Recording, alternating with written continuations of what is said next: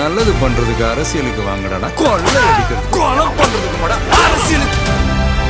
இப்போ கம்யூனிஸ்டுகளை பொறுத்த வரைக்கும் போன தடவை சீட்டோட ஒரு சீட்டு கம்மி, 2 பேருக்கு. நோட்டு கூடி இருக்கா இல்லையா? 25 கோடிங்கிறது எக்ஸ்ட்ரா. அதுதாங்க உங்களுக்கு புரியாத, எல்லாம் தெரியுங்கிறதுக்காக கேட்குறேங்க. சீட்டு குறைந்தாலும் நோட்டு குறைந்ததா கூடியதா? இன்னைக்கு யாரெல்லாம் இந்த தலைமை வந்து நீங்க வேட்பாளராக போட்டீங்க, அதுக்கு ஓ பன்னீர்செல்வத்துக்கு அதே உதாரணம் தானே. அந்த போடியில் இருக்க திமுக எவ்வளவு பேர் இருந்தாலும் அடி வாங்கியிருப்பான், உதவ வாங்கியிருப்பான். அவெல்லாம் 30 வருஷம் 40 வருஷம் 50 வருஷம் திமுக இருந்தவன். யார்கிட்ட அடி வாங்கினானோ அவனையே நீங்க தலைவரா போடுவீங்க. தலைவான்னு முன்னால போய் குனிஞ்சு நிக்கிறது இருக்கு. அதை விட அவமானகரமான ஒரு விஷயம் இருக்குமா? பல்கலைக்கழகத்தில் இந்த ஒரு சம்பவம் நடந்தது. சம்பவத்துக்கு நடவடிக்கை எடுத்தாங்க. நடவடிக்கை எடுத்துட்டாங்க சார். வெறி என்ன ஆகுன்னு தெரியாது. நான் வந்து வயசாயிடுச்சாங்க, அந்த மாதிரி சின்ன பையனா தான் வேற மாதிரி ஆயிடும். அந்த பொண்ணு பகிரங்கமா போய் போலீஸ்ல கம்ப்ளைண்ட் கொடுத்துச்சு இல்ல, கம்ப்ளைண்ட் கொடுத்த அந்த எஃப்ஐஆர் காப்பி எப்படிங்க பத்திரிக்கை வந்துச்சு? இதான் முறைப்படி நடக்கிற ஆட்சியா? அந்த மூதையிட்ட போய் கேளுங்க.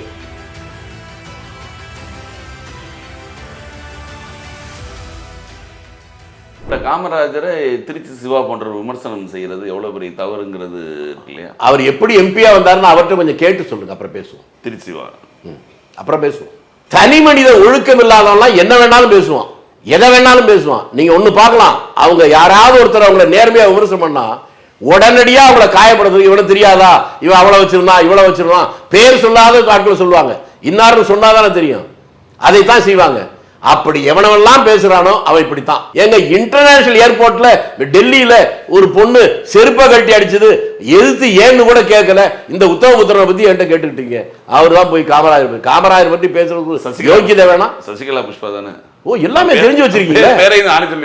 எனக்கு தெரியாது சொன்னாங்க. அதான் அப்ப கரெக்ட் தான், நீங்க சொன்னா சரியா தான். அப்புறம் இன்னொரு படம்லாம் வந்தது.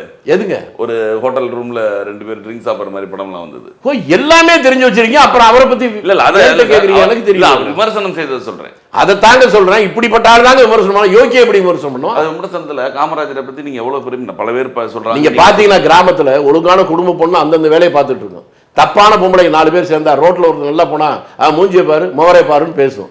அது போல அரசியல்லையும் யாரெல்லாம் இப்படி பேசுகிறானோ, கொள்கை ரீதியாக சித்தாந்த ரீதியாக விமர்சிக்காம வேறு விதமா விமர்சனம் பண்றா இருக்காங்கல்ல, அவெல்லாம் இந்த தனி மனித ஒழுக்கம் இல்லாதான் அவன் பேசுவான்.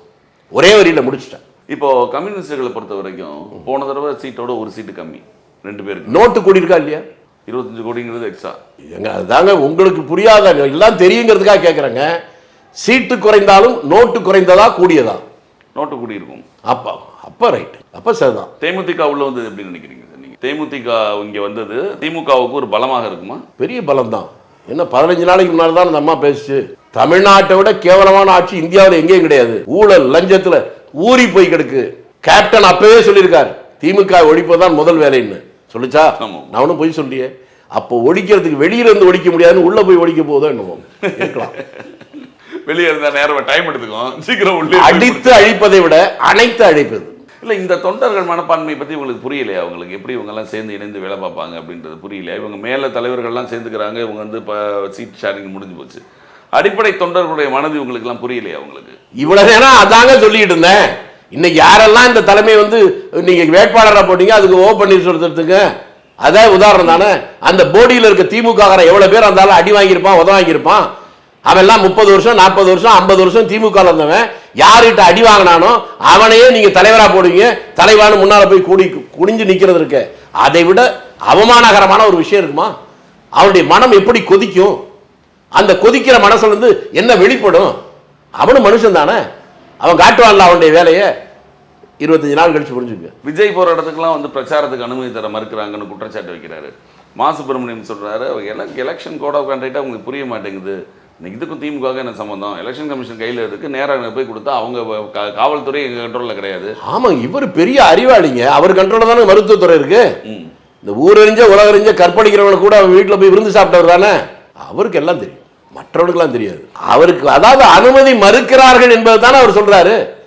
இவருக்கு தான் எல்லாம் தெரியும் இல்ல, நீங்க சொல்ல வேண்டியதானே. முறைப்படி அனுமதி கேட்கல அப்படின்ற முறைப்படி அவங்க விஷயம் ஒரு இடத்துல. ஓ, அண்ணா பல்கலைக்கழகத்துல முறைப்படி போய் தான் கற்பழிச்சாங்களா? என்ன சொல்ல மாட்டீங்க சார்? அண்ணா பல்கலைக்கழகத்தில் இந்த ஒரு சம்பவம் நடந்தது. சம்பவத்துக்கு நடவடிக்கை எடுத்தாங்க. நடவடிக்கை எடுத்துட்டாங்களா சார்? நான் வர்ற வெறி என்ன ஆகுன்னு தெரியாது. நான் வந்து வயசாயிடுச்சாங்க, நான் அந்த மாதிரி சின்ன பையனாக தான் வேற மாதிரி ஆயிடும். அந்த பொண்ணு பகிரங்கமா போய் போலீஸ்ல கம்ப்ளைண்ட் கொடுத்துச்சு இல்ல, கம்ப்ளைண்ட் கொடுத்த அந்த எஃப்ஐஆர் காப்பி எப்படிங்க பத்திரிக்கை வந்துச்சு? இதான் முறைப்படி நடக்கிற ஆட்சியா? அந்த மூதையிட்ட போய் கேளுங்க. ஒருத்தன் மயிலாப்பூர் வந்து சொன்னேன், கிராமத்துல பொதுக்குள்ள அந்த பொண்ணுக்கு என்ன வேலைன்னு. அதுதான் சொல்றேன், அதான் லூசு பேர்னா அப்புறம் கரெக்டா புரிஞ்சுக்கிட்டீங்க. பேரை சொன்னேன் இல்ல, நான் லூசு பேர்னு சொன்னோடனே கரெக்டா நீங்க பேரை சொல்றீங்க. அதாவது இவங்களுக்கு எல்லாம் என்ன கொழுப்புன்னு கேட்டா, இவெல்லாம் உள்ள இருக்கிற லெட்டினு கூட ஏசியில உட்காந்து வாழ்ந்துட்டு இருக்கவனுங்க. கிராமத்தில் இருக்க அப்பாவி மக்கள் படுற கஷ்டம், துன்பம், துயரம் இதெல்லாம் தெரியாம வாயில வர்றதெல்லாம் பேச வச்சிருக்காங்க. இன்றைக்கும் தமிழ்நாட்டில் எவ்வளவு பேர் மாலை நேரத்தில் ஊர் பக்கம் போகும்போது சாலை ஓரத்தில் உட்கார்ந்து எந்திரிக்கிற பெண்கள் இருக்காங்க தெரியுமா? இருக்கலாம், தெரிஞ்சா பேசணும், சும்மா இருக்கணும், எல்லாம் திமிருதெல்லாம். இப்போ அதிமுக பாஜக கூட்டணி வந்து இவங்க என்ன சொல்றாங்கன்னா, திமுக கூட்டணிக்கும் அதிமுக கூட்டணிக்கும் தான் போட்டி. நாம் தமிழ் 4 முனை போட்டிலாம் சொல்லாதீங்கன்றாங்க. 4 முனை போட்டி கிடையாது, நேரடி போட்டி அவங்க 2 பேர் தான். அதிமுகவும் அதான் சொல்லுது, திமுகவும் அதான் சொல்லுது. இதெல்லாம் களத்திலே கிடையாது. ஓ, திமுக அதான் சொல்லுச்சா? திமுக தான் சொல்லுது. ரைட், அவங்க 2 பேரும் போட்டி தனியா தமிழ்நாட்டை விட்டுட்டோம். 2 பேரும் போட்டி போட்டு தமிழ்நாட்டை விட்டாங்கன்னா அதுதான் தமிழ்நாட்டுக்கு பண்ற நல்ல காரியமே. 2 பேரும் சேர்ந்தா தமிழ்நாட்டை கெடுது சீரடிச்சது பத்தாதா? 60 ஆண்டு கால திராவிட அரசியலை இங்கிருந்து அப்புறப்படுத்த முடியாது அப்படின்றாங்க. அப்ப ஒழிச்சிடலாம், அப்புறப்படுத்தினா வேற இடத்துல போயிடும். ஒழிச்சுட்டா முடிஞ்சு போச்சு இல்ல சார். அப்புறப்படுத்துவது என்பது ஒரு இடத்துல இருந்து இன்னொரு இடத்துல வைக்கிறது, அடிச்சிடறதுங்கிறது வேற. செந்தில் பாலாஜி போன இது வேற எங்கேயாவது வச்சா கூட அங்க போய் ஏதாவது கெடுதல் பண்ணும், அதனால வச்சிடக்கூடாது, அழிச்சிடணும். திராவிடம்ன்றது தமிழகத்தை வந்து ஒரு கட்டி காப்பாத்தினதே திராவிடம் தான். ஐயோ, உங்களுக்கு இருக்கிற குழப்பம் முதல்ல கொஞ்சம் தெளிவா பேசின மாதிரி தெரிஞ்சது. திராவிடம் சொல்றேன் சார், நானா சொல்றேன். நானு அவங்ககிட்ட நீங்க தானே கேட்கணும். அவங்க கேட்க திராவிடமும் தமிழும் 2 ஒண்ணா? திராவிடம் தமிழ் ஒண்ணா எப்படி இருக்க முடியும்? அப்ப நீங்க தானே சொல்றீங்க. அவங்க என்ன சொல்றாங்க, திராவிடம் சீமான் கேட்கறதுக்கு அதான் பதில் சொல்றாங்க. அவங்க திராவிடம்னா என்ன அப்படின்னா, அது இனமா மொழியா என்ன அப்படின்னா, அது ஒரு இனம் சார்ந்த அமைப்புன்றாரு. சுபவீரபாண்டியன்லாம் தான் சொல்றாரு. ஸோ எங்க ஊர்ல அந்த காலத்துல அந்த போட்மெயில் பொன்னமனலா இருந்தாரு, அவர் இப்படித்தான் பேசுவார். லால்குடி பக்கத்துல பூவாளூர்னு ஒரு ஊர், அதுக்கு மேல நான் சொல்ல விரும்பல. இவங்க எல்லாம் தமிழகத்தை பிடித்த சனி. தமிழ்நாட்டு மக்களுக்கு நல்லதை சொல்றது பத்தியே இல்லை. படிச்ச படிப்பு எல்லாவற்றையும் தவறை நியாயப்படுத்துவதற்குனே வாழ்ந்துட்டு இருக்கிறவங்க. நீ தமிழா இருந்தானே, தெலுங்கா இருந்தானே, மலையாளமா இருந்தானே, எதா வேணா இருந்தானுங்க, மனுஷனா இருந்தா சொல்லணும். அவன் தானே படிச்சவன் அர்த்தம். படிப்பு எதுங்க? ஞானத்தை உருவாக்குவது, மனிதனை மனிதனாக பார்ப்பது தானே. தனி ஒரு மனிதனுக்கு உணவில்லை என்றால் இந்த ஜகத்தினை அடித்திருவேன். அவன் மனுஷன். பிறப்போக்கும் எல்லா உயிருக்கும் அவன் எழுதுன வள்ளுவன், அவன் மனுஷன். இவன் இந்த அதா திராவிடமா, தமிழா, தெலுங்கா, கன்னடமா, ஏண்டா நீயும் உருப்பட மாட்டா, அவனும் உருப்பட மாட்டான். தமிழ் தேசியம் அது வேற. இப்போ தமிழ் தேசியம் பேசுறாங்க. தமிழ் தேசியம் தனி நாடு வேணா போராடு, ஒன்னு ஆம்பளைன்னு வச்சுக்கோ. எப்ப தேர்தல் நிக்க அப்புறம் தமிழ் தேசியம் எல்லாம் பேசக்கூடாது. ஆமா, எப்படி இருந்தாலும் இங்க அங்க இருந்து டெல்லிக்கு அப்புறம் தானே இருக்கணும் அவங்க. ஆமாங்க, அதுதான் நான் சுருக்கமா சொல்லிட்டேன். கண்டேன் சீதைன்னு இந்திய அரசியல் சட்டத்தை ஏற்றுக்கொண்டு தேர்தலில் நின்றதுக்கு அப்புறம் என்ன தமிழ் தேசம், தமிழ் தேசியம்? எனக்கு புரியலையே. கொஞ்சம் விவரம் தெரிஞ்ச நீங்க வேணா சொல்லுங்க, நான் புரிஞ்சுக்கிறேன். ஒரு கூட்டாட்சி தத்துவம் அப்படிங்கிறாரு. இப்ப கூட்டாட்சி இல்லாம பங்கு போட்டு தனியாக வச்சுக்கிட்டாங்களா? கூட்டாட்சியில தான் இருக்கு, இல்லைன்னா தனி ஆட்சின்னு அர்த்தம். கூட்டாட்சியா தான் ஏற்கனவே இருக்கு. அது புரியலன்னா அது அவங்களுடைய குறைபாடு. அதெல்லாம் மாறிடுச்சு. அடைந்தால் திராவிட நாடு, இல்லை சுடுகாடு, தனித்தமிழ்நாடு கோரிக்கை, அதெல்லாம் சுடுகாடு போயிட்டாங்க. அவங்களாம் அதோட சேர்ந்து அவங்களும் போயிட்டாங்க. அதோட மட்டுமா சொன்னாங்க, ஐயோ என்ன வளம் இல்லை தமிழ்நாட்டில், ஏன் கையை ஏந்த வேண்டும் வெளிநாட்டில், தட்டினால் தங்கம் வெட்டினால் வெட்டி எடுத்தால் இரும்பு எல்லாம் இங்கே இருக்கிறது. 60-70 வருஷம் ஆச்சு, இன்னமும் கண்ணை பார்க்க முடியல. தேங்காய் நாரில் ரப்பர் செய்வோம், கடல் பாசியில் அல்வா செய்வோம். கடல் பாசி அல்வா சாப்பிடும் நானும் 60 வருஷமா காத்துக்கிட்டு இருக்கேன், இன்னும் காணும். இதெல்லாம் நீங்க மக்கள்கிட்ட கொண்டு போய் சேர்த்தீங்கன்னா பொய்காரங்க எப்படின்னு தெரிஞ்சு போவோம்.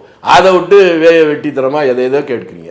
மக்கள் நீதி மையத்தில் கமலஹாசன் சொல்றாரு, அவர் செய்து மிகப்பெரிய தியாகம் அப்படின்னு முதல்வர் சொல்றாரு. ஒரு தியாகம் செய்து ஒரு ஆதரவு கொடுக்கிறோம், ஏன்னா மீண்டும் திமுக ஆட்சிக்கு வருவதற்காக தியாகம் செய்திருக்கின்ற அவர் செய்தது தியாகம் சொல்றாருல்ல, இவரும் அதே மாதிரி தியாகம் பண்ணா தமிழ்நாடு உங்களை பாராட்டும். அதே மாதிரி தேர்தலில் நிக்காம இருக்கிறதுக்கு புரிஞ்சுக்க சார். அப்படிப்பட்ட தியாகத்தை இவரும் ஒரு கட்சியும் சேர்ந்துட்டா நன்றியுள்ள தமிழர்லாம் பாராட்டுவான். அப்புறம் தமிழ்நாடு என்ன சார், இவங்க நிக்கலன்னா தமிழ்நாடு அதுக்கு முன்னாடி இருந்த மாதிரி சுகமா இருக்கும், ஒழுக்கமா இருக்கும், நேர்மையா இருக்கும், நாணயமா இருக்கும். தமிழகம் தலை நிமிரக்கு காரணமே திமுக ஆட்சி தான். திராவிட மாடல்ன்றது இங்க ஒரு பெரிய. அது என்ன மாடல் புரியல எனக்கு. 69 மாடல் 79 மாடல் கார் வர்ற மாதிரி அது என்ன மாடல்? திராவிடம். ஓ, இந்த 2.5 வயசு குழந்தைய கல்யாணம் கற்பழிச்சாக்கா அவனை மாப்பிள மாதிரி கூட்டு போறது, அதுதான் எனக்கு அது தெரியல. பாத்தீங்களா, இப்பதான் புரியுது. சரி, இப்போ 2026 தேர்தல் முடிவுகள் உங்க கணிப்புல எந்த அளவுக்கு இருக்கும்? உங்களுக்கு உடனே மாற்றம் வரும்னு நான் சொல்ல மாட்டேன். அடுத்து வருகின்ற ஒரு மாற்றத்திற்கான துவக்கமாக, நல்ல மாற்றத்திற்கான துவக்கமாக இது வரும் என்று நான் நம்புகிறேன். எல்லா கட்சியிலுமே குறைந்தபட்சம் சில பேராவது நல்லவர்களை தேடி மக்கள் வாக்களித்து வெற்றியடை செய்தாலே, ஒரு தனி கட்சி பிரம்மாண்டமான வெற்றி வருது அப்படின்னு காட்டாம, இப்படி கூட பாத்துங்களேன், ஒருவேளை தொங்க சட்டமன்றம் வருதுன்னு வச்சுங்க, அது கூட அடுத்த நல்லதுக்கு துவக்கமா இருக்கலாம். யாரும் திமிரோட செய்ய முடியாது இல்ல, அடுத்தவர்களை சார்ந்துதான் இருக்கணுன்ற போது அந்த செக் அண்ட் பேலன்ஸ் இருக்கும். அப்படி கூட வர்றதுக்கு வாய்ப்பு இருக்கு. நான் எந்த கட்சியானாலும் போடுங்க, யாருக்கு வேணாலும் ஓட்டு போடுங்க. நான் சொல்லுவது, அந்தந்த தொகுதியில் இருக்கிற வேட்பாளர்கள் எவன் யோக்கியன்னு நினைக்கிறீங்களோ அவனுக்கு ஓட்டு போடுங்க. எவன் கோடி கோடியா செலவு பண்றானோ அவன் யாரா இருந்தாலும் ஓட்டு போடாதீங்க. இந்த 2 மட்டும் வாக்காளர்கள் கடைபிடித்தாலே தமிழ்நாடு சுபிட்சமாகும். இப்போ வேட்புமனு தாக்கல் இன்னையிலிருந்து ஆரம்பிச்சிருச்சு, 6ஆம் தேதி வரைக்கும் சொல்லியிருக்காங்க. இப்போ நாம் தமிழர்லாம் இன்னைக்கு எல்லா 234 தொகுதிகளையும் வேட்புமனு தாக்கல் பண்றாங்க. காங்கிரஸோட வேட்பாளர் தேர்வின் முடியலையே சார். இன்னும் தரமானவர்கள்லாம் கடைசியில் தான் நாமினேஷன் போடுவாங்க. லேட்டாக வந்தால் லேட்டஸ்ட்டாக வரும்ன்ற மாதிரியா? அதான் நீங்கள் கரெக்டாக லேட்டஸ்ட்டாக சொல்கிறீங்க, நான் தரமானவங்கன்னு சொன்னேன். அப்போ இப்போ இருக்கு இவங்க அனௌன்ஸ் பண்ணவங்களாம் தரமற்றவர்கள்ன்ற மாதிரி சொல்ல வரீங்களா? நீங்கள் புரிஞ்சுக்கிட்டீங்களா? இல்லை, தரமானவர்கள் தான் அங்கே தகுதியான தரமான தாமதமாக தான் பண்ணுவாங்கன்னு சொல்கிறேங்க. தகுதியான நபர்கள் இப்போ அதிகமாக இருக்காங்கன்னு நினச்சிக்கலாமா? எப்படி வேணாலும் நினச்சிருங்க. இல்லை, தகுதியான நபர்களை தேடுறாங்க. நீங்கள் கேட்டதுக்கு நான் பதில் சொல்லிட்டேன். அதுக்கு பொருள் பொழிப்புரை பதவுரையெல்லாம் நீங்க தான் அடிக்கணும். இல்ல சார், நான் 2 கேள்வி. தகுதியான தரமானவர்கள் தாமதமாக தான் வேட்புமனு தாக்கல் பண்ணுவாங்க. முதல் நாள் இல்ல, தகுதியான தரமானவர்களை தேடுறாங்களாங்கிறது கேட்கிறேன். நிறைய பேர் இருக்காங்களா? இல்ல நிறைய பேர் இருக்காங்க. அதுல சூஸ் பண்றது கொஞ்சம் கஷ்டமா இருக்கு. கொஞ்சம் கஷ்டமா இருக்கு. ஒவ்வொரு தடவையும் இப்படிதான் சூஸ் பண்றது கஷ்டமா இருக்கு. இருக்கு, எல்லாருமே தகுதி உள்ளவங்கதாங்க. அதிகமாக தகுதி இருக்கிறது காரணம். அப்போ 28க்கு முன்னால் 63 கூட அவங்க வாங்கியிருக்கலாம், அவனே வாங்காம விட்டாங்களோ அப்படின்ற மாதிரி சங்கடம் இருக்கான். ஆனால் 234 நிற்கணும் நான் சொல்லியிருக்கேன், 60-40ங்கிறீங்க. நான் 60-40 கூலி பிரச்சனையாக பேசிக்கிட்டு இருக்கீங்க. என்னுடைய பார்வையில் எல்லா இடத்துலையும் நிற்கணும், அப்போதான் நல்லா இருக்கும். அது நீங்கள் சொல்கிறது சரி. ஆனால் காங்கிரஸுக்கு வந்து 27 அதிகம் அப்படின்ற மாதிரி திமுக சொல்கிறாங்க. திமுக சொல்கிறாங்களா? அவங்க ஆட்சியில் இருக்கிறதே தேவையில்லை அப்படின்னு நாங்கள் சொல்கிறோம். போய் சொல்லுங்கள். காங்கிரஸோட ஓட்டு இல்லாமல் திமுக ஜெயிக்க முடியாது நீங்கள் சொல்கிறீங்க இல்லையா? ஆனால் திமுக என்ன சொல்கிறதுன்னா, காங்கிரஸ் இல்லாட்டையும் நாங்கள் திமுக ஜெயிப்போம். எத்தனை சீட்டுங்கிறதா கேள்வி. 3 நாளா? அவங்க சொல்றது மெஜாரிட்டி. காங்கிரஸுக்கு உங்களால எம்எல்ஏ மட்டும்தான் கிடைக்கும். காங்கிரஸ் இல்லைன்னா உங்களுக்கு ஆட்சியே இல்லை, நீங்க எதிர்கட்சி தான். இது உலகத்துக்கே தெரிஞ்சது. நீங்க ஏன் சும்மா பூசி முடிக்கிட்டு இருக்கீங்க? அப்புறம் நிறைய வாங்கியிருக்கலாம், அப்படியே குறைச்சி வாங்கினாங்க. அது நாங்க முடிவு பண்ணோம், நீங்க பாருங்க. நீங்க 28ங்கிறது போதும். நான் போதும் நான் சொன்னா பத்தாது. ஆனா கொடுக்கல. நாங்க வாங்கல. இல்ல, அவங்க கொடுக்கலையா? நாங்க வாங்கல. அவங்க கொடுக்க தயாரா, நாங்க வாங்கலன்ட்டேன். ஒரே வாரத்தில் முடிச்சு. போதும் என்ற மனமே பொன் செய்யும் இருந்துட்டீங்க. அதெல்லாம் அப்படி நாங்க சொல்ல, நாங்க வாங்கல, அவ்வளவுதான். தேவையில்லை, வாங்கவில்லை. அதான், தேவைப்பட்டாலும் எங்களுக்கு தேவையில்லை. நாங்க வாங்கவில்லை. அவங்க கொடுக்க தயார் தான், ஆனால் நாங்க வாங்கலை. நாங்க வாங்கவில்லை. எப்படி வேணா எடுத்துக்கலாம் சொல்லலாமான்றேன். அது உங்க விருப்பம் சார், என்ன வேணாலும் இருக்கலாம். மாவுல நீங்க இட்லியும் போட்டுக்கலாம், தோசையும் போட்டுக்கலாம், ஊத்தப்பம் போடலாம், எப்படி வேணாலும். மாவு தான் முக்கியம். வாங்கவில்லைன்னு சொல்லிட்டேன். ஏன் எதிர்க்கலாம் நீங்க விருப்பம் போல நினைச்சுக்கணும். வேட்பாளர் தேர்வு வந்ததுக்கு அப்புறம் நீங்க சொன்ன மாதிரி தரமான ஆட்கள் இருக்கலாம். அதுக்கு வெயிட் பண்ணுவோம். நான் இப்படி 2-4 நாள் இருக்குல்ல, 6ஆம் தேதி தானே. இதுக்கிடையில என்னென்ன மாற்றம் வருது? ஏங்க நீங்க எந்த உலகத்தில் இருக்கீங்க? என்ன சார், விவரம் தெரிஞ்சவட்ட மட்டும்தான் விவரமா பேச முடியும். இப்போ உங்ககிட்ட முடியல. அது பிரச்சனையா. தாவேகா வந்து எல்லா தொகுதியும் அனௌன்ஸ் பண்ணிட்டாங்க, ஆட்களையும் அனௌன்ஸ் பண்ணிட்டாங்க. வேற என்ன மாற்றம் வரும்னு நினைக்கிறேன்? என்னது? எது இந்த வேட்பாளரே மாத்தி வேற ஒருத்தர் வரக்கூடாதா? அது இருக்கு நிறைய வாய்ப்பு. இன்னும் அப்புறம் என்ன, கடைசி நேரத்தை கூட வாபஸ் வாங்கலாம். பக்கத்தை எங்க உங்களுக்கு என்ன, உங்களெல்லாம் எந்த ஊர்ல வைக்கிறது தெரியல. பக்கத்துல பாண்டிச்சேரியில் எல்லாரும் நாமினேஷன் ஃபைல் பண்ணாங்களா? தேதி நாமினேஷன் தேதி முடிஞ்சதுக்கு அப்புறம் வித்ட்ரா பண்ணாங்களா? இப்பதான் நடந்துச்சு 4 நாளைக்குள்ள. அதெல்லாம் பார்த்ததுக்கு அப்புறம் இப்படி எல்லாம் கேள்வி கேட்குறீங்க. அதுக்கடுத்து நீங்க இந்த உலகத்துல இருக்கீங்களா, வேலை வானூர்ல இருந்து வர்றீங்களா? இல்ல இந்த உலகம் தான். இப்போ திமுக ரொம்ப தைரியமா இருக்கிறதுக்கு காரணம் என்ன அப்படின்னா, அவங்க சொல்றாங்க, என்ன சொல்றாங்கன்னா, காங்கிரஸ் இருக்கிறது ஒரு மிகப்பெரிய பலமா கூட நினைக்கலாம். அதனால கடைசி நேரத்துக்கு ரொம்ப அவங்க வழி இல்லாம தானே கூப்பிட்டாங்க. அவங்க செஞ்ச சாதனைகளே எங்களுக்கு ஓட்டாக மாறும் அப்படின்னு சொல்றாரு. இந்த 2.5 வயசு பொண்ணு ரேப் பண்ணி கொண்டு வந்தானே, அப்படியே மாப்பிள்ளை வீட்டுக்கு கூட்டு வர மாதிரி கூட்டு போனாங்க, அந்த சாதனையை சொல்றீங்களா? மகளிர் விடியல் பயணம். அப்ப இந்த 15 வயசு பொண்ணை ரேப் பண்ணி துண்டு துண்டா வெட்டி போட்டாங்களே, அதுக்கு போஸ்ட்மார்ட்டம் பண்றதுக்கே ஒரு வாரம் கழிச்சு இன்னும் இதுவரையிலும் பண்ணலன்னு சொன்னாங்களே, அந்த சாதனையை சொல்றீங்களா? பிளாத்தி கொடுத்தது அதை எல்லாம் இவ்வளவு தூரம் தெரிஞ்சு வச்சிருக்கீங்களே. அறிவாலயத்துக்குள்ள போல ஏங்க ஒண்ணு கேட்கிறேங்க, அதாவது நீங்க உங்களுக்கு குடும்பம் இருக்கு, குழவியிலிருந்து கிழவி வரை பெண்களுக்கு, பெண்ணாக பிறந்த யாருக்குமே பாதுகாப்பு இல்லைங்கிற ஒரு அச்சமான சூழ்நிலை இந்த உலகத்திலேயே தமிழ்நாடு தவிர எங்க இருக்கு சொல்லுங்க. இப்படி ஒரு நேரத்தில் போய் நீங்க சிரிச்சீங்கன்னா நீங்க உங்ககிட்ட ஏதோ கோளாறு. இது அரசியலை பார்க்க கூடாது, அரசியலை கடந்து பார்க்கணும். இல்ல சார், இதெல்லாம் தேர்தல் இம்பாக்ட் ஆகும்னு நினைக்கிறீங்களா? ஆகல என்ன இங்க மனுஷனே இல்லைன்னு அர்த்தம். இல்ல அது சேர்ந்து காங்கிரஸ் சேர்ந்து தானே பாதிக்கும். எல்லாம் யாரை பாதிச்சாலும் சார் நான் அரசியல் இல்லை அப்படிங்கிறதுனால நான் என்ன சொல்றேங்க முதல்ல புரிஞ்சுங்க. நீங்க காங்கிரஸோ கம்யூனிஸ்டோ எந்த கட்சியா வேணாலும் இருங்க, ஆனா மனுஷன் தானே. உங்களுக்கும் புள்ள குட்டி இருக்குல்ல, அதை பற்றி அக்கறை உங்களுக்கு இருக்கா இல்லையா? அப்படி இருக்கும்னாக்க கட்சி தேவைன்னு நினைக்கலாம், ஆனா கட்சிக்காக மக்களுடைய பாதுகாப்பை பற்றி கவலைப்படலன்னா நீங்கள் மனிதனாக வாழ்ந்து பயனில்லை. கண்டிப்பா அதை ஒத்துக்கணும். இப்போ தாவேகாவை பொறுத்த வரைக்கும் 234 தொகுதியிலும் தனித்து நிற்கிறாங்க. ஆனால் இவங்க என்ன சொன்னால் அந்த அளவுக்கு அவங்களுக்கு கேண்டிடேட் போட்டு அவங்களுக்கான வெயிட்டேஜ் இருக்குமா அப்படின்ற ஒரு அவங்க டவுட் பண்ணுறாங்க. ஏங்க அவங்களால 234 தொகுதி கேண்டிடேட் போட முடியும்னு நிரூபிச்சிட்டாங்கல்ல. போட முடியாது முதல்ல சொன்னாங்க, போட முடியும் நிரூபிச்சிட்டாங்கல்ல. நீங்க நினைக்கிற பெரிய கட்சியெல்லாம் போடாமே தடுமாறுது. ஆமா இல்ல நீங்க நான் நினைக்கிற பெரிய கட்சினா யாரை சொல்றீங்க சார்? நீங்க நினைக்கிற பெரிய கட்சி நான் யாரையும் நினைக்கிறேன். நான் தாவேகாவை தான் பெரிய கட்சின்னு நினைக்கிறேன். சரியா? சரி எல்லாரும் கேட்டுங்கப்பா. தாவேகா எல்லாம் கேட்டுச்சு. 234 போடலாம் சார். ஆனா இங்க பலமான வேட்பாளர் நிற்கும் போது உங்களால எப்படி மோத முடியும்? பலம்னா என்ன? ரந்தாவா, தாரா சிங், கிங்காங் அந்த மாதிரி சொல்றீங்களா? பலம்னா என்னன்னு சொல்றீங்க? கூட கொள்ளடிக்கிறவன், கொலை பண்றவன், கற்பழிக்கிறவன், அதைத்தான் பலம் சொல்றீங்களா? அப்பாவியா இருந்தா அது பலவீனங்கிறீங்களா? நேர்மை இருக்கிறவன் தான் பலசாலின்னு நினைச்சீங்கன்னா நீங்களும் உருப்பிடுங்க, நாடு உருப்பிடும். உடல் வலிமை எல்லாம் முக்கியம், உள்ள வலிமையும் மனோதிடமும் தான் முக்கியம். அது அவங்ககிட்ட இருக்கா இல்லையான்னு தான் பார்க்கணும். ஏற்கனவே நீங்க நினைக்கிற மற்றவங்க எல்லாம் ப்ரூவ்டு கிரிமினல்ஸ் நீங்க பலசாலின்னு நினைக்கிறீங்க, அது உங்களுடைய பலவீனம். மக்கள் மனப்பான்மையில கேட்கிறேன். மக்கள் மனப்பான்மை ஐ பெரியசாமி நிக்கிறாரு, துரைமுருகன் நிக்கிறாரு, பெரிய பெரிய கேண்டிடேட் நிக்கிறாங்க. நீங்களே கரெக்டா பேரை சொல்றீங்க. இவங்க எல்லாம் இருக்கிறது ஒண்ணுதான், இல்லாத ஒண்ணுதான். துரைமுருகன்லாம் மிக வயதில் மிக மூத்தவர், மிகப்பெரிய அதான் நடக்கவே முடியலையேங்க 60 வருஷமா. ஆனா நடக்க முடியாட்டியும் அரசியல் செய்து மக்களுக்காக நன்மை செய்யணும் அப்படின்னு மக்கள் அந்த குடியாத்த குமார சொன்னாரு. அந்த நன்மையா இந்த மணல் வல்றதுல மட்டுமே 60,000 கோடி கொள்ளையடிச்சு பாவின் அவங்க திமுக காரதாங்க சொன்னார். நான் சொல்லுங்க, அவர் சொன்னா கரெக்டா தானே இருக்கும், நான் சொன்னா தப்பா இருக்கும். அதைத்தான் சேவை. வட மாவட்ட தென் மாவட்டங்களை பொறுத்த வரைக்கும் ஐப்பெரிய திண்டுக்கல்ல ஐப்பெரியசாமி இருக்காரு, மதுரையில மூர்த்தி இருக்காரு. ஓ இந்த 50 கோடி ரூபாய் அந்த கல்யாணத்துக்கே செலவு பண்ணார் அந்த மூர்த்தியா? ஆமா கரெக்ட். அவர் எவ்வளவு பெரிய கோடீஸ்வரங்க முதல்ல மந்திரியாரத்துக்கு முன்னால?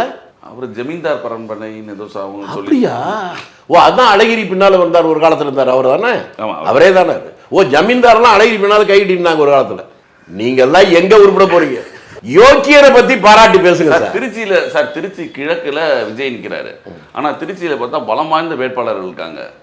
KN நேரு இருக்காரு, அன்பில் பொய்யா மகேஷ் இருக்காரு, திருவரம்பூர் தொகுதியில் அவர் நிற்கிறாரு, திருச்சி கிழக்குல இனிகோ இருதராஜ் நிற்கிறாரு. இவ்வளவு பலம் வாய்ந்த வேட்பாளர்களை மீறி ஒரு புதுசா ஒரு நடிகர் அப்படின்னு அவங்க சொல்றது வார்த்தை நான் சொல்லல சார், நீங்க நினைத்துட்டு யார் சொல்லல அப்படின்ற ஒரு நடிகர் யாரு சொல்றாங்க? திமுக சொல்றாங்க. திமுக யாரு? திமுக ஐ பெரியசாமி. ஐ பெரியசாமி அவங்க முதல் மந்திரி யாருன்னு கேளுங்க, நடிகனா இல்லையான்னு கேளுங்க. அவன் தலைவன் சொல்ற கருணாநிதி நடிகரா இல்லையான்னு கேளுங்க. அவன் மூலவர் அண்ணாதுரை நடிகரா இல்லையான்னு கேளுங்க. அதுக்கப்புறம் பேசுவோம். ஐபி நான் என்ன, அது என்ன பொருள் தெரியுமா உங்களுக்கு? ஐபி கொடுத்துட்டா அப்படின்னு என்ன அர்த்தம்? இன்சால்வன்சி. அவர் ஐபிஎஸ் சொல்றதை போய் பேசிக்கிட்டு இருக்கீங்க. யாராவது செல்வந்த சொல்றதை பேசுங்க, ஐபி சொல்றதெல்லாம் பேசாதீங்க. செந்தில் பாலாஜி இப்போ அங்கேருந்து கோயம்புத்தூருக்கு தொகுதி மாறி இருக்காரு, கரூர்ல இருந்து. அதுக்கு எதுக்கான காரணம்னா கோவை மாவட்டத்தில் இருக்கிற ஒரு 10 தொகுதியும் அவர் கண்ட்ரோல்ல போகுது அப்படிங்கும்போது. ஆமா எளிமை. அப்ப இவர் கண்ட்ரோல்ல இருந்து கரூர் மாவட்டத்தினால கைவிட்டு போயிருச்சு. கரூர் மாவட்டத்தை ஜெயிக்க வச்சிட்டாரு. கிளம்பி அடுத்ததுக்கு இங்க கையை விட்டு போயிடுறாங்க, அங்க போய் கைப்பற்றிருக்காருன்னு சொல்றீங்க. இங்க கைப்பற்றினார் என்றால் இங்க கைவிட்டு போயிருச்சுன்னு அர்த்தம். ரெண்டா ஏதாவது ஒண்ணுதானே உண்மையா இருக்க முடியும். இல்ல சார், அங்க ஜெயிக்க வச்சுட்டு எல்லாரும் வேலையை முடிச்சிட்டாரு. வேலையை முடிச்சிட்டாரு. சரியா முடிச்சு ரொம்ப அதுக்கான ஆளுங்க. நீங்க வார்த்தையில விளையாடுறீங்க. வேலையை முடிச்சிட்டாரு கரூர் மாவட்டம். கரூர் மாவட்டத்துல வேலையெல்லாம் முடிச்சு வச்சுட்டு அங்கேருந்து பெட்டி எடுத்துட்டு கிளம்பி பாத்தீங்களா, பெட்டியோட வந்தாரு. வேலை இல்ல, அவர் பேக் எல்லாம் கொண்டு வர நம்ம ட்ரெஸ் எல்லாம் எடுத்துட்டு இந்த ஊருக்கு வந்துட்டாருன்ற. நான் என்ன பேக்காங்க, பேகை எடுத்துட்டு போயிட்டாரு, வேலையை முடிச்சு போயிட்டாரு சொன்னீங்க. ஆமான்னு ஒத்துக்கிட்டேன். வேலையை முடிச்சு வெற்றிக்கான எல்லா வழிகளையும் எங்க பாத்துட்டாரு. யாருடைய வெற்றிக்கு தான் கேள்வி. நீங்க தாவேகாவோட வெற்றிக்கு நீங்க நினைக்கிறீங்க? நான் அது பாத்தீங்களா? நான் சொல்லவே இல்லை, நீங்களே சொல்றீங்க. நான் சொல்லுங்க. அங்கிருந்து கிளம்பி அடுத்த இடத்துக்கு அதன் வெற்றியை நோக்கி பயணப்படுறாரு. அப்ப அங்கேயே முடிக்கலான்னு முடிவு பண்ணிட்டாரு. ஏங்க, ஒரு ரவுடி வர்றான், அவனுக்கு வணக்கம்னு மக்கள் சொன்னாக்க மரியாதை வைக்கிறாங்களா? சொல்லுங்க. பயத்தில் வைக்க ஏன் ஊரறிஞ்ச உலகறிஞ்ச உங்க முதல் மந்திரி சொன்னதாங்க சொல்றேன், நான் ஒன்னும் புதுசா சொல்ல. தமிழ்நாட்டுடைய வரலாற்றிலேயே இந்த செந்தில் பாலாஜியை போல ஒரு மோசமான ஊழல் பேர் இதுவரை வந்ததில்லை. பேசினார் 5 வருஷத்துக்கு முன்னால அதே கரூர்ல. அவர் போறாரு, அங்க ஜெயிச்சிருவாருன்னா நாடு உருப்பட வேணாம்னு நினைக்கிறீங்களா? தமிழ்நாட்டு மேல உங்களுக்கு என்னங்க இவ்வளவு கோபம்? இல்லை சார், செந்தில் பாலாஜி மேலேயே இப்போ அவங்க எல்லாம் குற்றம் சொல்றாங்கல்ல. அவர் கரூர் சம்பவத்துக்கும் செந்தில் பாலாஜி மேல குற்றம் சொல்றாங்க. அவர் என்ன சொல்ற, அப்பழுக்கற்ற ஒரு மனிதரா அவர் இருக்காரு அங்க அப்படின்ற மாதிரி அவங்க சொல்றாங்க. செந்தில் பாலாஜி சொல்றாங்க, நான் கூட அவரே நம்ப மாட்டாரோ? ஏன்னா இதுவரை உலகத்திலே என்ன யோகியன்னு சொல்ற ஒரு ஆள் இருக்கிறாரா? அந்த அதிசயவாதி பார்க்கணும்னு சொல்றேன். அது அவரே நம்ப மாட்டாரு. அதைத்தாங்க நானும் சொல்றேன். இப்படி இல்ல, நம்ப மாட்டாருங்கிறது வேற. ஊரறிஞ்ச உலகறிஞ்ச இப்படி ஒரு ஆளை கோர்ட்ல போய் ஆமா உண்மைதான், நான் லஞ்சம் வாங்கின உண்மைதான், திருப்பி கொடுத்துறேன்னு சொல்லி எங்கேயாவது உலகத்துல எவ்வளவு சொல்லியிருக்கானா? அப்படிப்பட்ட ஒருத்தரை போய் நீங்க யோகியன்னு சொன்னீங்கன்னா சமரசம். எனக்கு இப்போ சந்தேகமா இருக்கு, யாரையாவது ஒரு டெஸ்ட் பண்ண சொன்னவங்கள. இல்ல சார், அந்த கேஸ்ல சமரசம் ஆயிடுச்சு அப்படின்ட்டாங்க. சம்ரசம் ஆயிடுச்சு. எங்க கோர்ட்ல நான் வாங்கினது உண்மைன்னு சொன்னா தண்டனையா இல்லையா? நான் அந்த பொண்ணை கற்பழிச்சேன், இப்ப சமரசம் ஆயிட்டேன்னு விட்டுருவாங்களா? கற்பழிச்சது உண்மைதானே, அதுக்கு தண்டனை உண்டியா இல்லையா? கல்யாணமே பண்ணாலும் தண்டனை உண்டு, அதுக்கு பேர் தான் சட்டம். நீங்க லஞ்சம் வாங்கினது ஒத்துக்கிட்டீங்கல்ல, இது ஒன்றும் உலகத்திலே எங்கே இல்லாத அதிசயங்கிறது. அப்படிப்பட்ட ஒரு அதிசய மனிதனை நீங்க பாராட்டுற உங்களுக்கு ஒரு செலவைக்கணுங்க ஊர்ல. சார் அவர் சார் நீங்க திமுக பத்தி நீங்க நினைக்கிறீங்க, செந்தில் பாலாஜி அந்த பக்கம் ஒரு தூணா இருந்தாலும் தென் மாவட்டத்தை பொறுத்த வரைக்கும் ஓபிஎஸ்லாம் வந்திருக்காரு. ஓபிஎஸ்லாம் மிகப்பெரிய தூண் அப்படின்னு நினைக்கிறாங்க அவங்க. அப்படியா? எனக்கு இவ்வளவு ஓபிஎஸ் பத்தி முழுமையா தெரியல. எப்போ செந்தில் பாலாஜி போலவேன்னு சொன்னீங்களோ நான் புரிஞ்சுக்கிட்டேங்க. ஓபிஎஸ் அப்படிதான் இல்ல. நான் என்ன உங்களை பார்த்து கேட்கிறேன், 3 வருஷத்துக்கு முன்னால அந்த ஆள் எலெக்ஷன் நிக்கிற போது அந்த ஊர்ல இருக்க திமுக காரன் ஒவ்வொருத்தரும் எப்படி அடி வாங்கியிருப்பான், உத வாங்கியிருப்பான். இன்னைக்கு அதே தொகுதியில திமுக வேட்பாளர் இவர். இப்ப இங்க இருந்து போனவங்க எல்லாம் தஞ்சாவூர்ல கூட அப்படி ஒருத்தர் தொடர்ந்து 2 தடவை ஜெயிச்சு போய் சேர்ந்திருக்கிறார். இப்ப உடம்பு சரியில்லை அவருக்கு வேற. ஆனா அவர்கிட்ட திமுக எல்லாம் அடி வாங்கியிருப்பான், உத வாங்கியிருப்பான். இப்ப அவங்கெல்லாம் பாத்தீங்களா? இதெல்லாம் கரெக்டா சொல்றீங்க. ஒருத்த நாடு, ஒருத்த நாடு. இது நம் நாடு, இதுதான் நம் நாடு. அவனுக்கே திரும்பி திமுக காரனை காலங்காலமாக திமுகவுக்கு அடி வாங்கின உத வாங்கினவனுக்கெல்லாம் தலைவரா அந்த திமுக தொண்டனை எவெல்லாம் அடிச்சானோ உதைச்சானோ அவனையே நீங்க கிரீட வச்சு கும்பிட்டீங்கன்னா அந்த தொண்டன் உங்களை ஆதரிப்பானா எதிர்ப்பானா? ஏழை அழுத கண்ணீர் கூறிய வாளுக்கு சமம். காலம் பூரா அடிபட்டு உதப்பட்டோம், நம்மளை எவன் அடிச்சானோ அவனே நமக்கு தலைவராக்கியிருக்கானே, இவன்லாம் உருப்பிடுவானா மனசுக்குள்ள நினைப்பானா இல்லையா? அது எவ்வளவு பாதிக்கும்? பல பேருடைய மன குமுறல் இருக்குல்ல, அது பலிக்கும். இதே மாதிரி தானே சார் மனோஜ் பாண்டியனுக்கும் அந்த இடத்துல அதே மாதிரி தான் ஒவ்வொரு இடத்துலையும் இவங்க நிப்பாட்டின எல்லா தொகுதியிலும் ரொம்ப விவரமான ஆளுங்க. இது மாதிரி நிறைய பேர் வந்துட்டாங்க. 16 பேரோ 17 பேரோ சொல்றாங்க இந்த மாதிரி போட்டது. ஏற்கனவே அதிமுகலேருந்து ஒரு 10 பேர் மினிஸ்டர் இருக்காங்க. அதே திமுக தாங்க. அதிமுகனா அதே திமுக இவங்க நினைச்சிட்டு இருக்காங்க. இது என்ன பிரச்சனைன்னா, இந்த கட்சியில தலைவரா இருக்கிற ஸ்டாலினுக்கு வேணா அவங்க வித்தியாசம் தெரியாம இருக்கலாம். அந்தந்த ஊர்ல இவங்ககிட்ட அடி வாங்கின உத வாங்கின இருக்கான்ல, அவனுக்கு தானங்க வலி தெரியும். தலைவலியும் காய்ச்சலும் தனக்கு வந்தாதான் புரியும். அடியும் உதயம் அவன் தானே வாங்கினா. சொகத்தை மட்டும் தானே நீங்க மந்திரியா இருந்திருக்கீங்க, அதனால உங்களுக்கு தெரியல. அடி வாங்கினவன் சந்தர்ப்பத்தில் அதை போட்டு காட்டுவான். பிரச்சனை தொடர்ந்து களத்தில் போகும்பொழுது காங்கிரஸுக்கும் திமுகவும் தொண்டர்களுக்குள்ள வரும்ல சார்? கண்டிப்பாக வர. காங்கிரஸ்கார மட்டும் இறங்கணும். காங்கிரஸ் மட்டும் இல்ல சார், எல்லா கட்சியிலையும் வரத்தான் செய்யும். எந்த கட்சியாக இருந்தாலும் அந்த கட்சியில் இருக்க தொண்டை அவனும் மனுஷன் தானுங்க, அவனுக்கு உணர்ச்சி இருக்கும்ல. நீங்க 5000 ரூபாய் காசு கொடுத்த உடனே உணர்ச்சி எல்லாம் விட்டுட்டு வாங்க தர அப்படின்னு சொல்லுவானா? அதெல்லாம் கிடையாது. இதுக்கு முன்னால உங்களை வாங்கன்னு சொன்னதுக்கு இப்போ வாங்கன்னு சொன்னதுக்கு வந்துட்டியா உன்னை போட்டு தள்ளுறேன் பாரு அப்படின்னு மனசுக்குள்ள நினைச்சுக்கோ. நேற்று ராத்திரி கூட ஒரு மீட்டிங்கில் சொல்லியிருக்காரு, முதல்வர் சொல்லியிருக்காரு, நாங்கள் இந்த தடவை கண்டிப்பாக ஜெயிப்போம்ங்கிறது காரணம் என்னன்னா, நாங்கள் சொன்னதையெல்லாம் செய்தோம், சொல்லாததையும் செய்தோம். இந்த 2.5 வயசு குழந்தையெல்லாம் அதை சொல்லாதது. இந்த 15 வயசு போன கற்பழிச்சவன்லாம் என்ன பண்ணானே தெரியல அவன் சொல்றது. இப்போ லேட்டஸ்டா பாத்தீங்களா, நான் என்ன செஞ்சேன்னு எனக்கே தெரியல. என்னடா அவ்வளவு கஞ்சா போத. ஒவ்வொரு ஸ்கூலுக்கு பக்கத்துலயும் கஞ்சா விற்கிறான். அந்த பிள்ளைங்களுக்கு 6ஆம் கிளாஸ் படிக்கிற பிள்ளை 5ஆம் கிளாஸ் படிக்கிற பிள்ளைங்களுக்கு தெரியுது. ஸ்கூல்ல 6ஆம் கிளாஸ் 7ஆம் கிளாஸ் படிக்கிற பொம்பளை பிள்ளைங்கலாம் கிளாஸ் ரூம்லயே சாராயம் குடிச்சுக்கிட்டு இருக்கு. இதெல்லாம் பார்த்ததுக்கு அப்புறம் கொஞ்சம் கூட வெட்கம் இல்லாமல், நாணம் இல்லாமல், கூச்சம் இல்லாமல் நாங்க எல்லாம் செஞ்சிருக்கோம்னு சொன்னா உங்களை எல்லாம் அந்த மனுஷ ஜென்மமா இதுக்காக வெட்கப்பட வேண்டாம். உங்க வீட்டில் இருக்க பிள்ளைங்க மட்டும் சுகமா இருந்தா போதுமா? எல்லாரும் நல்லா இருக்கணும்ல. அதற்கான சூழலை உருவாக்குவதுதான் ஒரு அரசியல் கட்சியுடைய வேலை. அப்படிப்பட்ட ஒரு அரசியல் கட்சி இருந்தால் மட்டும்தான் அதை பாராட்டுவதுதான் மக்களுடைய கடமை. நீ எந்த கட்சியில வேணாலும் இருங்க, உங்க கட்சியாக இருந்தாலும் உங்க கட்சியில ஒரு அயோக்கியன் நிறுத்தினா அவனை தோக்கடிக்கணும்னு நினைச்சாதான் தமிழ்நாடு உருப்படும். இந்த 5000 ரூபாய் கொடுத்ததெல்லாம் தேர்தல் இம்பாக்ட் ஆகாதுன்னு சொல்றீங்க? கட்டாயம் இம்பாக்ட் ஆகும். கொடுத்தான்ல, பீகார்ல என்ன சொன்னோம்? ஓட் ஷோரிங் தானே சொன்னோம் நாங்க. வாக்கு திருட்டு, பணம் கொடுக்கறது. அப்ப இங்க கொடுத்தா மட்டும் வாக்கு திருட்டு இல்லையா? அதே தானே. அப்ப அவனை போட்டு தரலன்னு நினைப்பாங்க. 164 தொகுதியில் இருந்தது வந்து மெஜாரிட்டியாக இது வாங்குறதுக்கு தானே கூட இருக்கிற கட்சியெல்லாம் குறைச்சாங்க, எண்ணிக்கையெல்லாம் குறைச்சாங்க. ஏன்னா மெஜாரிட்டியாக ஜெயிக்கிறதுக்காக. அப்படியா? 1991 எத்தனை சீட்டு ஜெயிச்சு திமுக நின்னுச்சு தேர்தலில்? அதிக சீட்டு நிற்பதாலேயே அதிக சீட்டு ஜெயிச்சிட முடியாது. அதுக்கு 91 உதாரணம். 2 சீட்டு தானே சார் ஜெயிச்சு. அது முதல்ல ஒரு சீட்டு, அப்புறம் இன்னொரு சீட்டு. அப்போ 150, 170, 180 இடத்துல நின்னீங்க. நீங்க எந்த இடத்துல நிக்கிறீங்க, எப்படி ஆண்டிங்கிறத வச்சுதான் உங்களுக்கு ஓட்டு போட போறா மக்கள். எத்தனை சீட்டு நிக்கிறீங்கிறத வச்சு இல்ல. அப்படி நீங்க கணக்கு பார்த்தா திமுக விட அதிக சீட் யார் நிக்கிறாங்களோ அவங்க தான் பலம். ஒத்துக்கிறீங்களா? அப்ப தாவாக்கே தான் பலம்.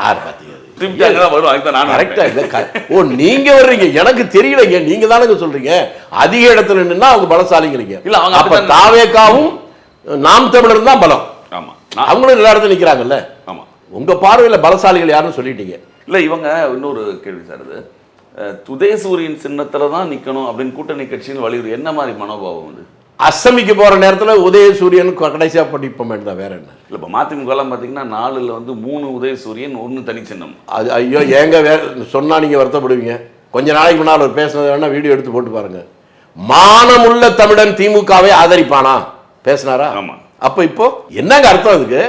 இன்றைக்கு ஏங்க எல்லாத்துக்கும் விளக்கம் சொல்லி சொல்ல மாட்டாங்க சார். இன்றைக்கு இருக்க மானமுள்ள தமிழன் திமுகவை ஆதரிப்பானா சொல்லிட்டு எங்கள் அன்னை பிரபாகரனுடைய தாய் வருகிற போது இங்கே இறங்க விடாமல் திருப்பி அனுப்பிய கொடுங்கோலன் இவர்களுக்காக நாங்கள் ஆதரிப்போம் சொன்னாரா இல்லையா? இப்ப ஆதரிச்சா அதுக்கு என்ன பேருன்னு சொல்லிட்டு அப்புறமா அடுத்த கேள்வி. அது மானம் இல்லைன்னு சொல்லிடலாம். சொல்லிடலாம். அதுக்காக ஆனா உங்ககிட்ட ஒரு நேர்மை திராவிட என்ன மதுரை இந்த நேர்மை இருக்கும். நேர் மைய தான் இருக்கு. மை வைக்கும் போது தெரியும். ஏன்னா முன்னால என்னமோ பலமான ஆளுங்கள்லாம் திருச்சி நிக்கிறாங்கன்னு சொன்னீங்க, நடுவில் அப்படியே விட்டுட்டீங்க. அதான் சார், பலமான ஆட்கள் சொல்றேன். அதுதான் ஆரம்பிச்சது. KN நேரு, அன்பில் மகேஷ் பொய்யாமொழி திருவரம்பூர்ல, இவங்களாம் சுத்தி இருக்கிற பலமான ஆட்கள் நிற்கிறாங்க. அதுக்கு திருச்சி கிழக்கிலேயே இனிகோ செட்டிங் MLA நிற்கிறாரு. இவங்களை எதிர்த்து இவர் வந்து புதிதாக வந்த கட்சி விஜய் எப்படி இங்க நின்று ஓட்டு வாங்க முடியும்? எனக்கு என்ன புரியலன்னா, இவர் நிக்கிற தொகுதிக்கு நேரு நிக்கிற தொகுதிக்கு என்ன சம்பந்தம்? இவர் நிக்கிற தொகுதிக்கும் பொய்யாமொழி நிக்கிற தொகுதிக்கு என்ன சம்பந்தம்? திருச்சி அவங்க கண்ட்ரோல்ல தான் இருக்குன்றாங்க. எங்க தமிழ்நாட்டை சுத்தி திமுக கண்ட்ரோலே இல்ல, அதனால எப்படி நிக்கின்னு சொல்லுவீங்களா? விஜய்க்கு தனியா சொல்றேன். அதைத்தான் நானும் சொல்றேங்க. அந்த தொகுதியை சுத்தி அவங்க எல்லாம் இருக்கிறாங்க, இவங்களே இல்ல. எப்படி ஜெயிப்பான்னா தமிழ்நாட்டை சுத்தி ஒருத்தரோட திமுக இல்ல. எப்படி இவன் எப்படி இருக்கலாம்? எப்படி கோயம்புத்தூர்ல வந்து செந்தில் பாலாஜி கண்ட்ரோல்ல இருக்கோ, கண்ட்ரோல்ல இருக்கா? சரி, கரூரை முடிச்சுட்டு இங்க வந்தார்ல, அதான் கரூரை முடிச்சுட்டு அங்க வெற்றி முதல்ல விஷயத்தை போறீங்க. நல்லா அழகா நீங்க பாருங்க. இது ஒண்ணு யாரும் உங்களுக்கு புரியாத ஒரு விஷயத்த சொல்றேன். விஜய் அந்த அரசியல் கட்சிக்கு வந்ததுக்கு அப்புறம் மேடையில் ஏறணுன்னே முதல்ல ஆரம்பிக்கிறது எப்படி ஆரம்பிக்கிறாப்ல? நெஞ்சில் குடியிருக்கும் சொல்றாரா? கரெக்ட் தானே? நான் ஒண்ணு மாத்திரையே. நெஞ்சம் என்பது இதயத்தை குறிக்குமா? தமிழகத்தை பூகோள அடிப்படையில் இருக்கிற தமிழகத்தினுடைய இதயம் எது? திருச்சி. கரெக்டா சொல்றீங்க. சொல்லிட்டேன் என்னன்னா, தமிழக மக்களுடைய இதயம் தமிழகத்தின் இதயத்தில் இருக்கிறது. ஆனா அங்க உடன்பிறப்பைகள் நிறைய இருக்காங்களே. உடன்பிறப்பு தான் வெட்டி கொள்றான். நமக்கு எதிரி எல்லாம் வெளியில இல்ல. உடன்பிறப்பே அப்படின்ற குரல் இப்ப உளுத்தம் பருப்பு எல்லாம் வந்துருச்சு. எங்க உடன்பிறப்பு? நீங்க பாருங்க, பக்கத்துல இருக்க எத்தனை பேர் நீங்க சொன்னவங்க எத்தனை பேர் ஜெயிக்கிறாங்கன்னு பாப்போம். நான் என்ன கேட்கிறேன், நீங்க உட்கார அதையே வச்சுக்கோங்க. நேரம் என்ன தோக்காத நினைக்கிறீங்களா? தோத்துருக்காரு. எப்படி? யார்கிட்ட? லால்குடி பஸ் ஸ்டாண்டுக்கு முன்னால ரோட்ல சாக்கு விரிச்சு அதுல காய்கறி வித்த ஒரு லேடி சும்மா பேருக்கு போட்டுட்டாங்க, அதே ஜெயிச்சது. உங்களுக்கு தெரியுமா? அது வரலாறு தெரியலன்னா இந்த குழப்பம் உங்களுக்கு வரத்தான் செய்யும். அதனால அவர் தோற்கடிக்க முடியாதவர்கள் அல்ல. இந்த பையன் மகேஷுக்கு திருவரம்பூர் தொகுதிக்கு என்ன சம்பந்தம்? இப்ப தாவேக்கால நிக்கிறான்ல நவல்பட்டு விஜய், அவன் யாருன்னா தெரியுமா? அவனுக்கு தெரியாது. நவல்பட்டி என்பது திருவெரும்பூர் தொகுதிக்குள்ள இருக்கிற ஊர். அந்த ஊர்லயே பிறந்து அந்த ஊர்லயே வளர்ந்து அந்த சுத்தி இருக்கிற அவ்வளவு பேரும் விவரம் தெரிஞ்ச காலத்துல இருந்து அண்ணன் தம்பி மாமா மச்சானா பழகிட்டு இருக்க. அவன் ஜெயிக்க மாட்டான். அந்த ஊருக்கு எந்த சம்பந்தமே இல்லாம மெட்ராஸ்ல இருந்து அங்க போய் திணிச்சா அவன் தான் ஜெயிப்பான்னா. பள்ளிக்கல்வித்துறைக்கு அவ்வளவு அருமையாக செஞ்சிருக்காரு அவரு. பள்ளி தமிழ்நாடு முழுக்க இந்த பள்ளிக்கூடத்தை போய் பாருங்க. அதுக்கப்புறம் கல்வித்துறை எப்படி இருக்குன்னு பார்க்க முடியும். எத்தனை ஊர்ல பள்ளிக்கூடம் ஒழுங்கா இருக்குன்னு பாருங்க. இடிஞ்சிடிஞ்சு விழுந்துட்டு இருக்கு. புதுசா கட்டி விட்டாலே தட்டினா இடிஞ்சு விழுவு. அவ்வளவு தரமா இருக்கு. காலை உணவு திட்டம் கொண்டு வந்திருக்காங்க. கொண்டு வரட்டும். மதிய உணவு திட்டம் ஆல்ரெடி இருக்கு. இந்த ராத்திரி உணவு திட்டம் போட்டோம். ராத்திரி உணவு திட்டம் ஆமா. எங்க காலை மதியம் போட்டா அவர் ராத்திரி போட வேணாமா? அதுக்காக கேட்கறேங்க. சாயந்தரம் படிச்சு முடிச்சு சார், காமராஜர் மதிய உணவு திட்டம் போட்டாருன்னா பசி படிப்புக்கு தடையாக இருக்க கூடாதுங்கிறதுக்காக 150 கோடி ரூபாய் கூட வருமானம் இல்லாத நேரத்தில் போடப்பட்ட திட்டம் அது. அதுக்கு அவர் செஞ்சது என்ன சொன்னார்னாலும் உங்களுக்கு தெரியுமா? அதிகாரிகிட்ட கேட்கிறாரு, ஒருவேளை சாப்பாடு போட்டா எவ்வளவு வரும் இந்த பிள்ளைங்களுக்குன்னு. அது நிறைய வருங்க, நம்ம நிதி பத்தாதுன்னு. நான் பிச்சை எடுத்தாவது போடுறேன்னு. அவர் அதே போல தமிழ்நாடு முழுக்க மக்கள் மத்தியில பிச்சை எடுத்து தான் அந்த மதிய உணவு திட்டத்தை கொண்டு வந்தார். அதாவது தெரியுமா உங்களுக்கு? அது படிப்புக்கு பசி தடையாக இருக்கக்கூடாதுன்னு. ஆனா பள்ளிக்கூடத்துக்கு நீ வர்றதே சோத்துக்கு மட்டும் வாடான்னு சொல்ற மாதிரி இருக்கு. காலம் மாறுது இல்ல, அப்ப முன்னேற்றம் எங்க? அப்படி அவர் 65 ஆண்டுகளுக்கு முன்னால 70 ஆண்டுகளுக்கு முன்னால கொண்டு வந்தாரு பள்ளிக்கூடத்துக்கு போற பிள்ளைங்களுக்கு பசிக்குன்னு. நீங்க ஆட்சிக்கு வந்து 68 வருஷம் ஆச்சா? அப்ப அந்த பிள்ளைங்களுக்கு சோறு போட கூட அந்த அப்பா அம்மாவுக்கு வசதி கூடலைன்னா அது யாருடைய குற்றம்? அப்படி பார்த்தாதான் நீங்க விவரம் தெரிஞ்சாலும் உங்களுக்கு விவரம் தெரிஞ்சாலும் மீடியாவில இருந்து நல்ல செய்தி போகும். மீடியாவில இருந்து நல்ல செய்தி போனாதான் மக்கள் திருந்துவாங்க. மக்கள் திருந்தாதான் தமிழ்நாடு உருப்படும். அதுக்காக தான் முதல்ல உங்களுக்கு திருத்ததெல்லாம் சொல்லிட்டு இருக்கேன். மிக்க நன்றி சார். 2026 தேர்தல் முடிவுகள் எப்படி இருக்கும் மற்றும் இந்த கள நிலவரங்கள் இருக்க வேண்டும்ங்கிறதுக்கு சொல்லியிருக்கேன். இருக்க வேண்டும் அவங்க விருப்பத்தை சொல்லியிருக்கீங்க. இந்த விருப்பங்கள் மற்றும் கள நிலவரங்கள் இவற்றை பற்றி விவாதத்துக்கு மிக்க நன்றி. நிகழ்ச்சியில் வந்து கலந்து கொண்டு தங்கள் மேலான கருத்துக்களை தெரிவித்ததுக்கு நன்றி. நன்றி, வணக்கம்.